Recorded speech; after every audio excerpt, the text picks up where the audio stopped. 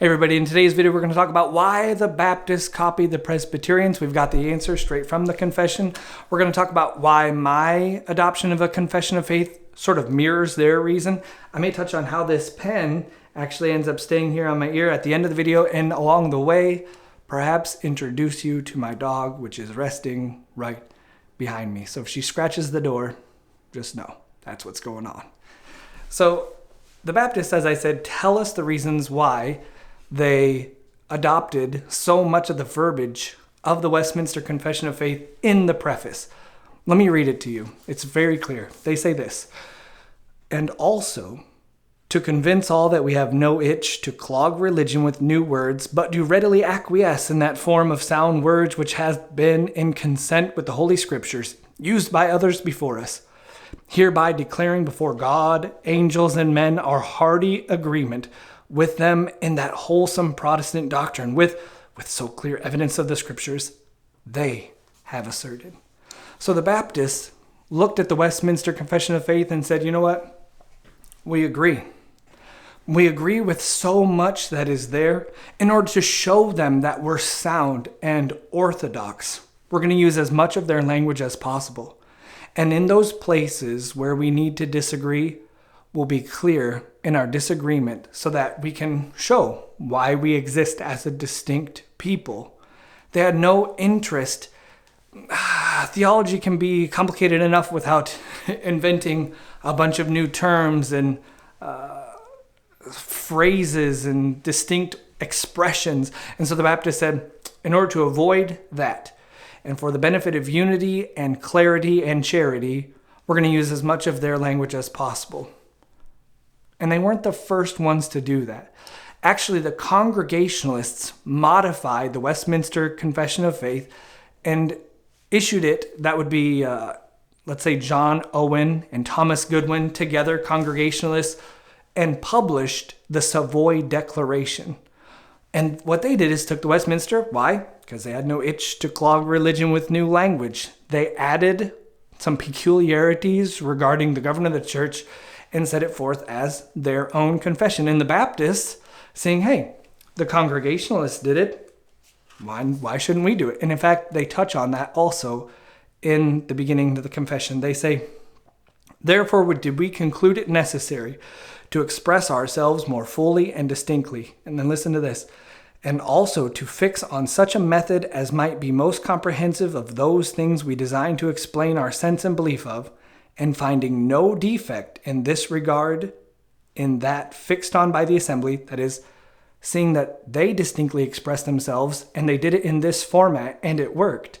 Seeing that the assembly did it this way, and then listen to this, and after them, by those of the congregational way, that's the Savoy Declaration, we did readily conclude it best to retain the same order in our present confession. So not only did they copy a lot of the phrases and expressions in order to promote unity, clarity, and charity, and then be distinct and clear when they disagreed, but the format of the chapters and the general flow of the chapters is the same as well. Now, how does that fit with my adoption of the Confession of Faith? Well, it was my goal to give my own personal confession to the church that I pastored, let's say a couple years after I had been pastoring there. I realized that it's important for a church to have a robust confession of faith. And why did I realize that? I realized that the greater the clarity of the doctrinal commitments of a church. Now listen, the greater the clarity of the doctrinal commitments of a church, the greater the unity of that body would be. The more express points of agreement you have, the more agreement you have. So it was my goal to set forth before the church my own confession of faith, saying, hey, this is what I believe. This is what you can expect from me behind the pulpit. But in doing so, being somewhat familiar with Baptist history, as a base, I decided to look at other confessions of faith, like the New Hampshire Confession of Faith, the Philadelphia Confession of Faith, which is a modified version of the 1689, along with the Charleston Confession of Faith. I looked at the First London Baptist Confession of Faith. And after looking at them, really liking the First London, I read the Second London and was like, you know what? Why would I take the time, the effort, the energy, and have to worry about trying to make sure I'm clear and not accidentally saying something that's totally heretical, okay, which is easy for me to do. I'm a pastor. I'm not a professional theologian, okay? So I said, why reinvent the wheel? Why not readily acquiesce to that form of sound words which came before me? Do I have an itch to promote my individual ideas? No.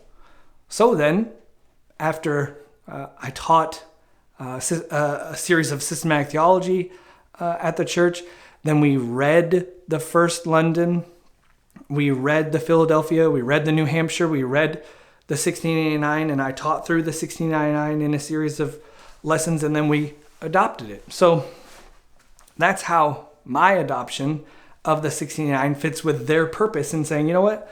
We don't want to clog religion with new words. Should we see the dog? Allie. Hey, Allie. Come here. Come right here.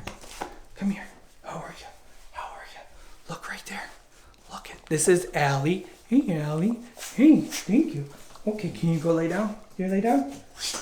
You lay down? Good girl. That's Allie. She's a Beagle Lab mix. Okay.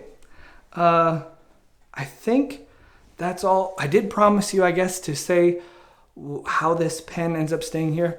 There's 2 keys to this, okay? Number 1, sunshine. And number 2, the tears of my enemies. People have asked. That's how it stays there. That's why the Baptists copied the Presbyterians, to show unity where they could. They had no interest in clogging religion with new words, and they wished to also be clear in those areas where they disagreed. I wish you well.